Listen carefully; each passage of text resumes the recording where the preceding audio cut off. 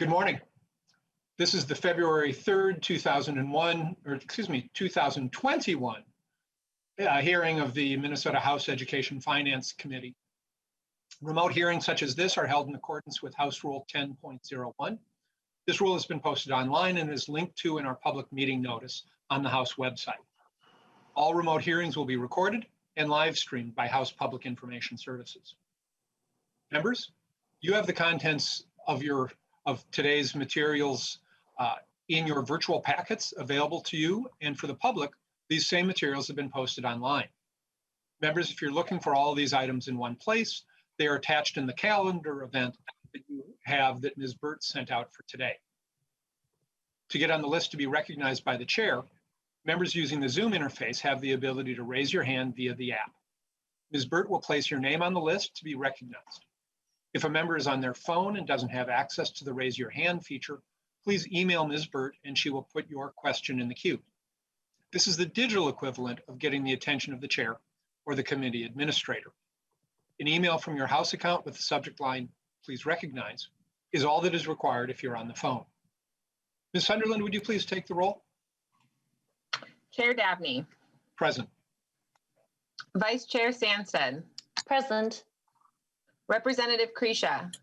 Kresha, present. Representative Bennett. Present. Present. Representative Daniels. Present. Representative Damath.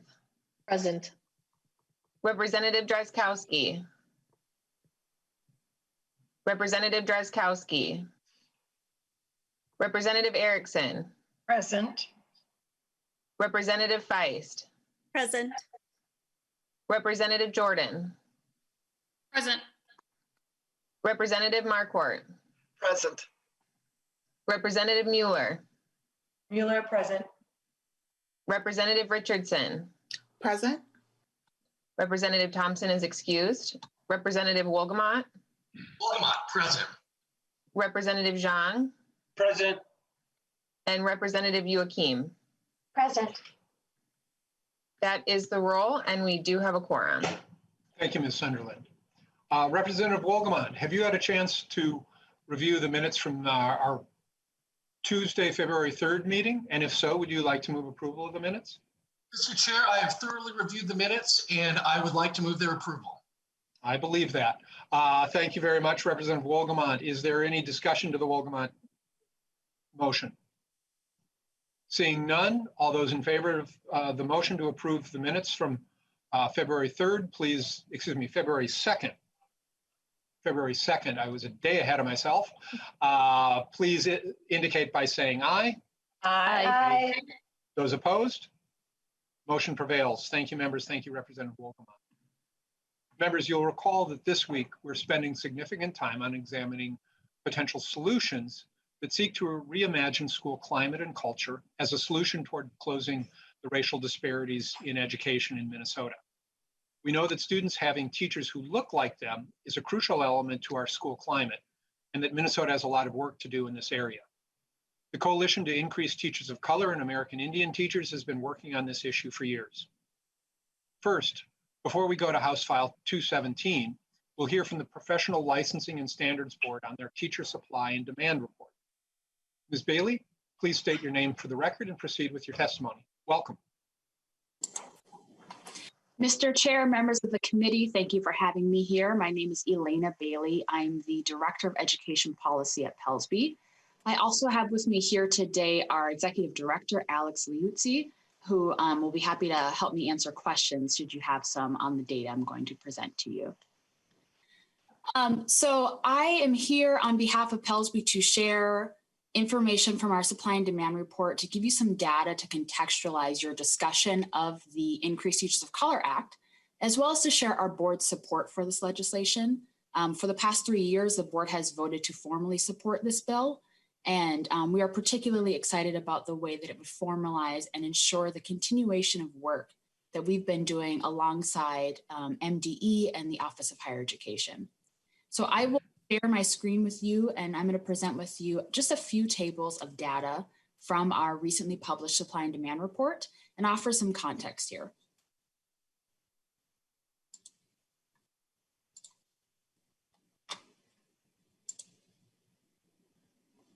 All right. So the first slide here, and hopefully everyone can see it now, this is a depiction or a representation of all of the teachers who hold a license, currently hold a license, an unexpired license, I should say, in the state of Minnesota. And it's broken down by tier and by race and ethnicity. We're giving you a percentage here. I will show you the raw numbers on the next slide. There's a couple of important things to note about this data though. First, we have removed the life licenses from this data. So life licenses were previously issued, and these are mostly held by older, predominantly white educators. So we removed them because many of those individuals are not necessarily using those licenses or a part of that supply to enter the classroom in our report. But that does change then the proportions of percentages you're seeing here because they're predominantly held, again, by white educators. So that does shift some of what you're seeing here. I also want to make clear that these are licenses held, unduplicated headcount of individuals who hold a license, I should say, not necessarily individuals who are using that license in a classroom. So this is just giving you a picture of all the teachers that hold a license in our state. We offer this data with a bit of kind of a word of caution due to some changes that shifted from previous years in reporting and the way that this data appears. So I want to walk you through a few of those so that it helps maybe explain some differences you might notice from previous years. So the first is a change in reporting itself. So we get a lot of the race and ethnicity data from the staff automated reporting system. And there was a change in districts reporting where they were able to select multiple races for the first time, which impacted our change to now use these federal categories. So you'll notice the Hawaiian Pacific Islander and the multiracial categories. Those are new this year because again, we're using these federal categories. So what this means is previously educators who were, white are now appearing as multiracial. So we had one district, for example, where 150 educators who were previously categorized as white were able to select white and another category. So they're now under that multiracial group. So that does change the picture here of what you see in terms of teachers of color. Another thing that we have to consider is some errors in reporting systems. So we had one large metro district, for instance, that had an error in their software that reported all of their white staff as another race and several other categories. So we worked to manually correct this, and we worked with IT to ensure changes going forward. But because of that and some other smaller districts, we offer kind of a word of caution around 100% confidence with some of that data. The final thing with this is the first picture you're getting of the tiered licensure system as a whole.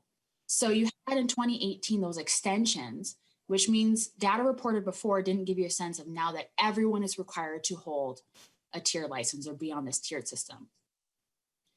So what that means is individuals who previously were counted as permissions, so non-licensed community experts, non-renewables, all those were previously considered permissions and not licenses. Many of those individuals now hold a tier 1 or a tier 2 license. So that changes again the shift here of what you're seeing. So all of that kind of to take away and say, we may consider this data and say there are some shifts and increases in the general percentages, small increases in percentages of teachers of color and Indigenous teachers. But largely what you're seeing here is a change in how people are being counted this year. So I think that context is helpful when you're looking at this. I'm going to show you a slide that gives you the raw numbers in comparison to this, partially because when you see some of these numbers here that have, 7% and 6% on these tiers in contrast to 1.9% and 1.2%, that might seem drastic until you see the raw numbers behind those. So this next slide is the same set of data. This is the number of teachers who hold a license broken down by tier and race and ethnicity, but it gives you the raw number of those individuals. You'll notice that the majority of teachers, over 104,000 teachers, hold a tier 3 or tier 4 license. So when you're looking and comparing those percentages, it doesn't give you the full picture when you consider the actual numbers of individuals behind those. So what are the takeaways that we would recommend that you kind of consider here? One is that we would urge the committee to really consider this as you look at the Increased Teachers of Color Act, in particular, the setting of state goals to increase the numbers over time of teachers of color and Indigenous teachers in classrooms, that you really have a discussion of what that looks like. Is that teachers who hold that full professional license of a tier 3 or tier 4? Is it teachers who hold any license? So that's something we would urge further discussion on. And then what we've seen, not in these tables, but in our supply and demand report, is that whatever minor increases we have in licenses in terms of teachers of color is largely offset, well, not largely, is entirely offset by issues of retention. And so something that we have proposed and would urge the committee and others to consider is a teacher survey that would alternate with the supply and demand report. Because this data, as we mentioned, comes from licensing applications and district reporting. So we don't have that direct data from teachers to say, what's your school climate like? Why are you staying? Why are you leaving? So we are proposing something that would alternate with the supply and demand report to give us more information on questions of retention and to deal with our attrition rates. So those would be some of those takeaways. The last slide that I'd like to show you is the proportion of teachers of color in contrast or comparison to students of color and Indigenous students. So this table, this data comes again from district data. So this is based off of assignment, meaning districts reporting who is working in their school, in their classrooms. A caution or a note about these numbers here is when you see that 5,497, that number may be duplicated across a district. So you might have an individual who is working in multiple districts if they're teaching, art here and in another district, or even across regions if they're in overlapping areas. So it's not unduplicated. So the best way to think about this with that 7.28% is that teachers of color and Indigenous teachers represent a little over 7% of assignments held in the state, not that they represent 7% of teachers in classrooms. So it's not an unduplicated headcount here. But again, the bigger takeaway is when you contrast those percentages to students of color and Indigenous students, we still have a gross disparity in the teachers that are filling our classrooms in contrast to the students. So that disparity is still there, which is something that I hope you'll consider as you look through it and the different kind of proposals in the Increased Teachers of Color Act to deal with that disparity. The last thing I'd like to share with you is just in relation to all that data that I've given you today, a few provisions in the Increased Teachers of Color Act that we are particularly supportive of that we think would help to look at some of the gaps in data that you noticed, right, in terms of the disparities between teachers of color and students of color and the issue of retention. So our board is very supportive of the measures that would support teacher preparation in terms of the Grow Your Own programs, in terms of the Collaborative Urban and Greater Minnesota Educators of Color grant. We're also very supportive of proposals to remove testing barriers. So our board has proposed moving content and pedagogy to tier 4 and removing basic skills, but our board also voted to support ITCA's stronger measures because of the research out there that shows that this isn't necessarily an effective measure of quality. Finally, when it comes to retention and not just getting those teachers of color and Indigenous teachers in the field, but keeping them there, the mentorship programs and grants, efforts to improve school climate through cultural competency, and curriculum changes that emphasize ethnic studies, heritage language programs are all measures that we are supportive that, again, would think they would help us meet that larger state goal. So I'll end there, and then I think Alex and I are happy to answer any questions you may have. Thank you, Ms. Bailey. We do have questions from at least one committee member. Representative Erickson. Thank you, Mr. Chair, and thank you, Ms. Bailey, for your presentation. I have several questions. The first one is, why is the label where you have used numbers to delineate the tiers still reading permission holders when we don't have permission holders anymore? Ms. Bailey, maybe if you could flip back to that slide. Is that possible?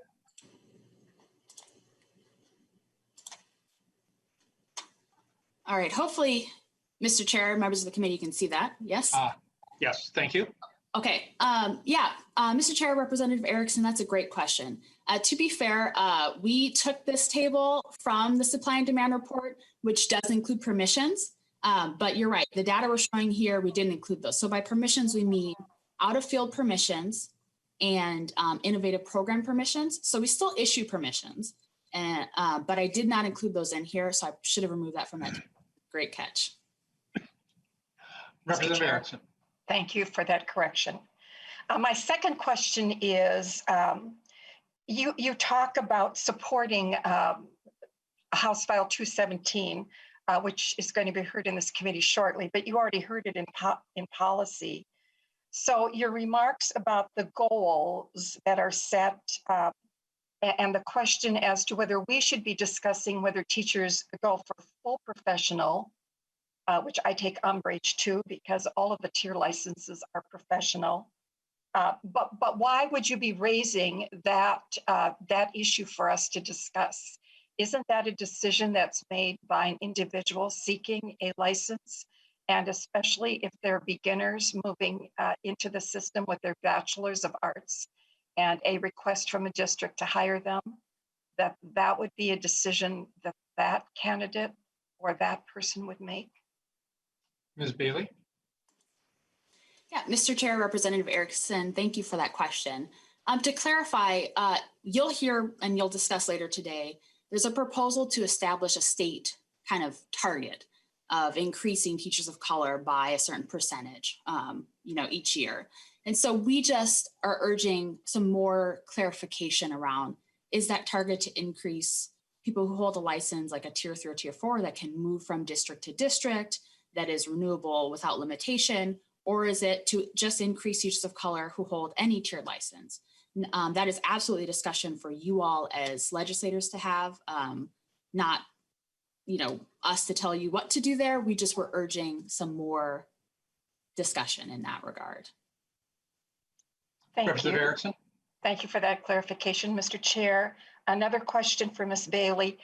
Can't Pellsby do a survey on their own without asking the legislature to require a survey? And this is your statement on retention. Ms. Bailey. Yeah, Mr. Chair, Representative Erickson, another excellent question. We have been trying to get the survey up and running, and I'm sure Alex may be able to speak to the budget aspect a little bit more. But it's my understanding that the time and the effort and the financial aspect of that has been something we haven't been able to do yet, but it is something our board has been supportive of. And as soon as we can, we would like to do that. It's just been a matter of those aspects. Maybe, Mr. Chair, I don't know if you'd like Alex to speak to that a little bit as well. Mr. Luigi, you want in? You bet. Thank you, Mr. Chair. My name is Alex Liuzzi. I'm the Executive Director of the Professional Educator Licensing and Standards Board. Just to reiterate Ms. Bailey's point, we have been attempting. It does appear that to do a report of that level would be approximately $50,000, which on a smaller budget with 22 staff, that would be a little bit more challenging for us. We continue to look at next fiscal year as a possibility. As you know, we've been working diligently with our IT system. So all additional funds have had to go to our IT work, but hopefully in years to come, if it's not become a legislative priority, hopefully we could pull some of that out of our budget as well to do that survey. Thank you. Thank you. Representative Erickson. Thank you, Mr. Chair. And Mr. Luigi, good to see you, having worked with you many years.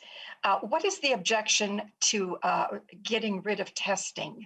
I know I heard Ms. Bailey say that it is not a measure, but isn't that an insult to our profession to say to them a pedagogy and a content test is not necessary because it doesn't prove anything? I mean, would you comment on, as a board executive director, why a board would discuss an issue like this from that perspective? Mr. Luigi. Mr. Chair, Representative Erickson, thank you for the question. We've been having a lot of discussions recently about what the data shows us as a barrier for teachers of color specifically, which is why we're addressing it here. Nationally, and Ms. Bailey's been wonderful, or Dr. Bailey, I should say, has been wonderful in her research in this area for our agency, specifically with the skills exam showing that it does not have a relationship to efficacy as a teacher for the skills exam. So for the board's proposal this year, in looking at our tier 2 data and at the requirements for tiered licensure, our recommendation is that the skills exam be removed from a tier 4 and that the content and the pedagogy exams move to tier 4 instead of being that barrier for a tier 3. What we've seen is that 38% of our tier 2 teachers have completed teacher preparation. They're just individuals for some reason or another have not been able to pass the content or the pedagogy skills. And the data that we're hoping to pull for the board in the next few months, we're currently in the RFP process for a testing vendor for the next 5 years. So we're waiting for that process to finish. We want to look at what those scores are and what the demographic passing rates are for those exams. We have, as a board, have always considered the content and pedagogy exam one of many measures that are used to assess how a teacher's professional development. We think teacher preparation is extremely important. We also now have the EdTPA as a performance assessment that's used as a measure for teacher preparation providers.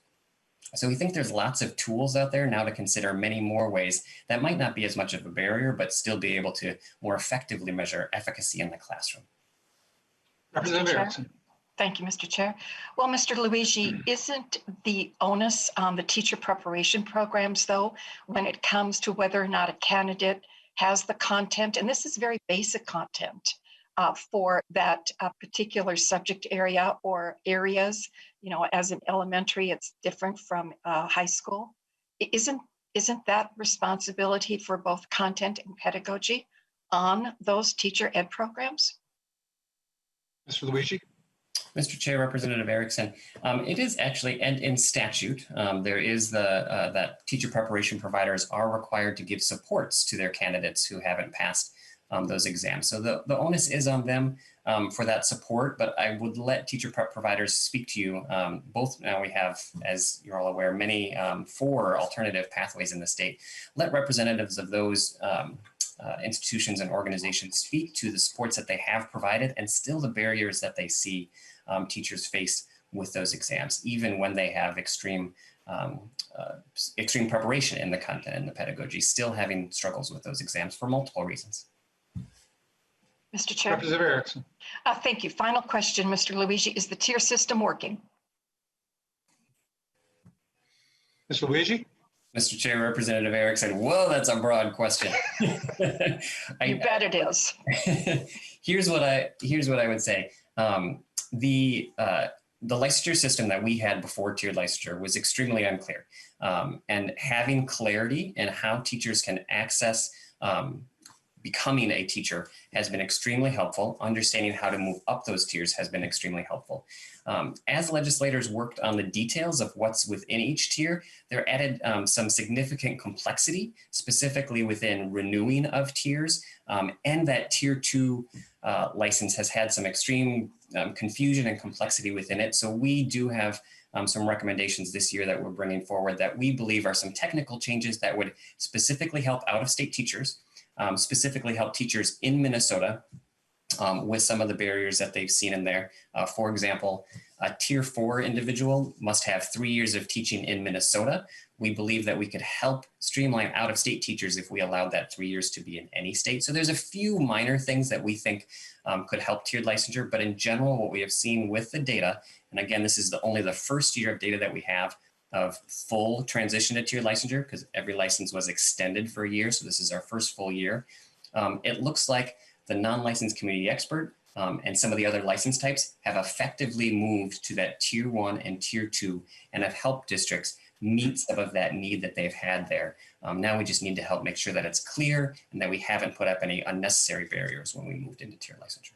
Mr. Chair. Thank you. Representative Erickson. Thank you, Mr. Chair. So, Mr. Luigi, are those the proposals brought forth in House File 217? Those changes to which you were just referring? Mr. Luigi. Mr. Chair, Representative Erickson, thank you for that clarification. They are not. This is not our bill. We are just speaking to the data related to this bill, Pellsby has separate proposals that we hope will be heard at a different time. Thank you, Mr. Representative Chair, Erickson? and thank you, Mr. Luigi. Any other questions from members for either Dr. Bailey or Ms. Luigi?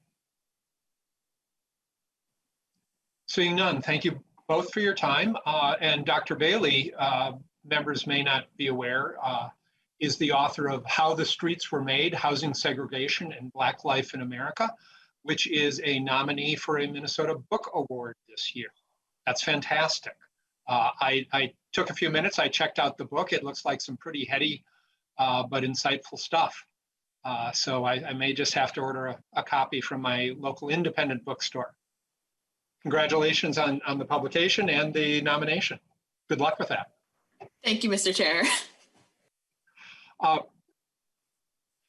Members, we're awaiting Representative Hassan, the chief author of House File 217.